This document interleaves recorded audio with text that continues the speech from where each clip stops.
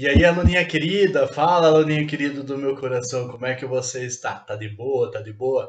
Espero que sim. Tatarinha, o que que se trouxe para nós? O que que nós vamos discutir agora? Ó, dá uma olhadinha que vai aparecer na tua tela. Eu trouxe uma questão da Universidade Federal do Rio Grande do Sul, ó, que fala ali, na verdade, de uma equação, ou seja, uma igualdade entre dois polinômios, né? Mas tem um detalhe importante ali quando ele pede o número de soluções que a gente vai precisar discutir.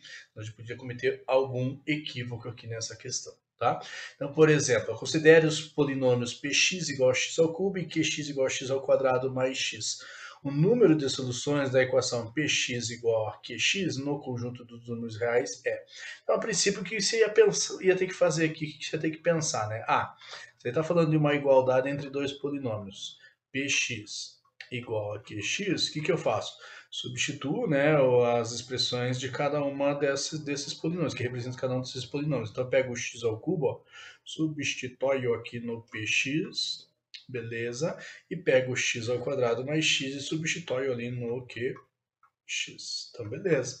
Como nós estamos falando de número de soluções de uma equação, ó, uma maneira que nós temos é tentar, para resolver isso, é tentar resolver, né, realmente a equação, ou seja, vou trazer aqui tudo o lado esquerdo da igualdade, ele vai ficar x ao cubo, x ao quadrado vem para cá menos x ao quadrado, x vem para cá menos x, isso aqui vai ficar igual a zero, tá? E a princípio você pode pensar, Tatarinha, é um polinômio de grau 3, né? É uma equação algébrica aqui, ó, de grau 3, ou seja, tem três raízes, então três soluções, letra D. Qual que é o problema aqui dessa questão? Ele fala assim, o número de soluções dessa equação, só que ele fala o número de soluções no conjunto dos números reais. E essa é a sacada dessa questão, tá? Então, quando nós encontramos as raízes de uma equação algébrica, as raízes de um polinômio, essas raízes podem ser reais ou podem ser complexas, tá? Então é isso que a gente vai ter que testar. E uma dica que eu te dou é, como é que eu descubro quais são as raízes de um polinômio de grau 3, por exemplo? Tá? Eu posso trabalhar com, sei lá, alguma tentativa de atribuição a valor de raiz, porque assim, se eu sei uma raiz pelo menos, eu vou reduzir esse polinômio, essa equação de grau 3 para uma de grau 2 e a equação do segundo grau eu sei trabalhar. Mas aí uma dica super, hiper, mega, ultra, blasta, total importante que eu quero te dar é, observe os termos que nós temos aqui, ó.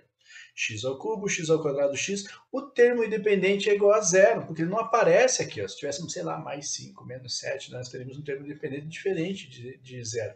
E sempre, absolutamente sempre, em qualquer polinômio, em qualquer equação algébrica em que o termo independente for igual a zero, uma das raízes é zero. Por quê?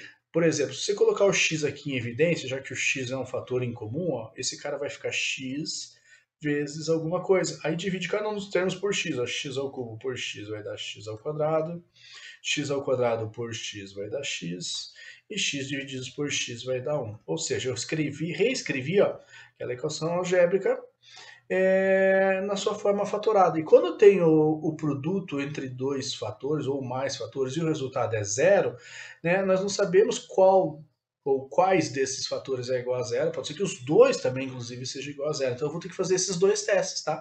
Então o primeiro teste que eu vou fazer é será que o primeiro fator é igual a zero? X igual a zero? Se x é igual a zero, x é igual a zero, opa, x é uma raiz. E veja que se você colocar no lugar do x aqui zero, ó, vai dar boa isso aqui. Né? O resultado vai ser zero. Opa, é raiz mesmo. E o outro teste que nós vamos fazer é justamente o x ao quadrado menos x menos 1 igual a zero. Ok? Ou seja, eu já sei que uma das raízes é zero, e agora eu vou descobrir as outras duas raízes como? Resolvendo essa equação do segundo grau. Aí você pode usar aquela forma resolutiva lá, de Bhaskara, né? Você pode usar a ideia de soma e produto, mas assim, uma dica que eu te dou é, eu não quero saber quais são as soluções, ou quais são as raízes, eu quero saber o número de soluções. E minha dúvida é, será que nós vamos ter 3 raízes reais? Ou não. Né? Nós já descobrimos uma raiz real, pode ser que as outras duas sejam raízes complexas. E aí, lembrando, quando nós temos uma raiz complexa, na verdade ela nunca vem sozinha, sempre aos pares, né? Sempre uma raiz, quando é complexo, o seu conjugado também é. Né? Então pode ser duas raízes complexas, quatro raízes complexas e assim por diante. Nunca número ímpar. Então pode ser que as duas outras sejam raízes complexas ou não. Como é que a gente faz para descobrir se uma raiz se nós temos uma equação do segundo grau, se a raiz ou as raízes aqui vão ser complexas ou não. Só trabalha com o valor do delta. Tá? Como é que a gente calcula o valor do delta mesmo? O delta é b ao quadrado menos 4 vezes a vezes c. A, b e c são os coeficientes dessa equação do segundo grau.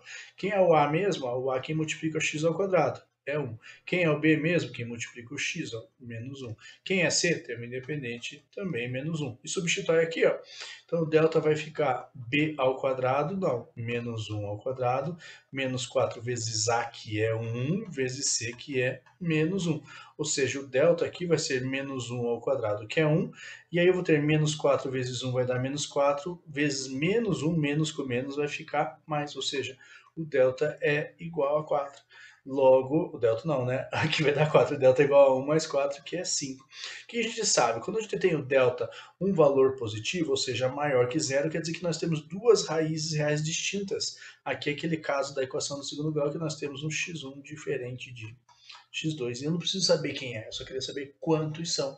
Então, sim, nesse caso aqui nós vamos ter uma das raízes igual a zero e as outras duas raízes também vão ter valores ali distintos. Ou seja, nós temos três soluções. Alternativa correta, letra D. E só reforçando, tá? Eu só fiz esse teste para eu verificar se realmente essas raízes eram reais. Tá? Se o delta ali fosse negativo, nós teríamos caso de raízes complexas, ou seja, a única raiz real seria o zero. Né? Daí, nesse caso, a resposta seria a letra B. Ok? Tem mais questões aí, né, de equações algébricas, de polinômios aí no canal, dá uma olhadinha, qualquer coisa, sabe que eu estou à disposição também. Até a próxima, tchau.